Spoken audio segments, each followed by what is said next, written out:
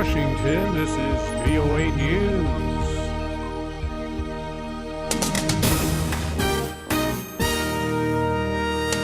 Twin car bombs kill more than 100 in central Nigeria. China warns of repercussions over U.S. cyber indictments. I'm Ray Kouguell reporting from Washington. Two car bombs, just minutes apart, killed at least 118 people in the central Nigerian city of Jos. The blasts on Tuesday flattened several buildings, and officials say they're expecting to find more bodies. There's been no claim of responsibility, but suspicion immediately fell on Boko Haram, the Islamist extremist group blamed for thousands of deaths as it tries to set up a conservative Muslim state in the north. The African Union force in Somalia known as AMISOM launched new airstrikes aimed at the militant group al-Shabab. The attack near the southern town of Jilib Tuesday killed more than 50 al-Shabab insurgents. There is no independent confirmation of that claim. A South African judge ordered runner Oscar Pistorius to begin psychiatric tests next week to examine whether his mental state made him criminally responsible for fatally shooting his girlfriend.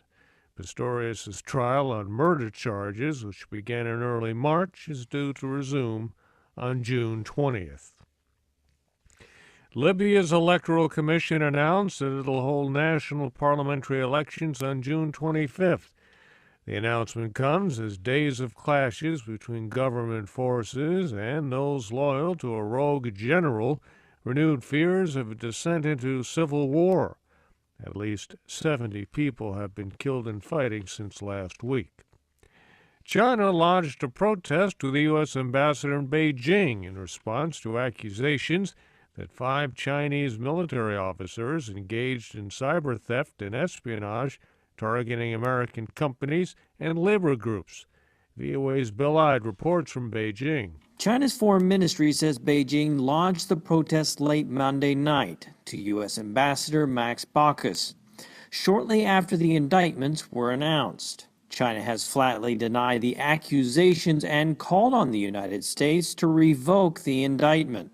Beijing says it is Washington that owes the world an explanation about its own behavior in cyberspace.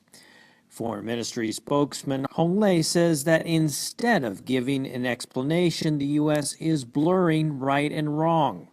He says China is demanding that the U.S. give a clear explanation and stop such activities. Bill Ide, VOA News, Beijing. China and Russia failed to reach a $400 billion natural gas supply agreement Tuesday, despite high expectations that mutual political interests would push them to complete the deal. On a visit to Shanghai, Russian President Vladimir Putin and his Chinese counterpart Xi Jinping signed 49 agreements on energy, transportation, and communications. But they did not agree on how much China would pay Russia to supply gas over the next 30 years. The two countries still could reach a gas deal before Mr. Putin ends his 2-day visit to China later today. Russia's defense ministry says its 40,000 army troops near the Ukraine border have started dismantling their positions, but NATO and U.S. government officials have said they had seen no immediate sign of Russian forces withdrawing after President Putin's orders. U.S. Vice President Joe Biden is in Bucharest, Romania, as part of Washington's campaign to reassure East European allies of its support for the region. Thailand's military says martial law will stay in place until peace and order are restored, following months of sometimes deadly anti-government protests.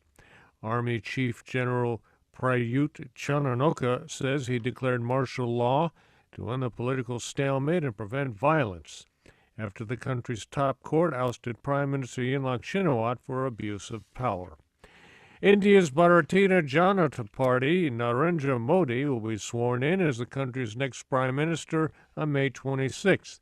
He was called to form the next government following his party's landslide victory in national elections Anjana Pasricha reports. The invitation from Indian President Pranab Mukherjee to Narendra Modi to form the next government came just days after the BJP swept India's parliamentary elections.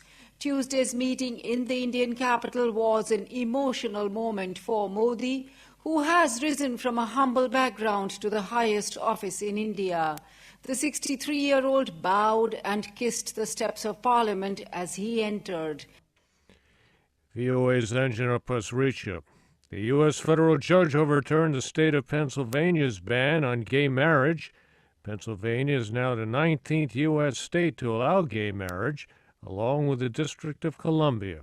The northwestern state of Oregon became the 18th member on Monday. I'm Ray Kouguell in Washington. That's the latest world news from VOA.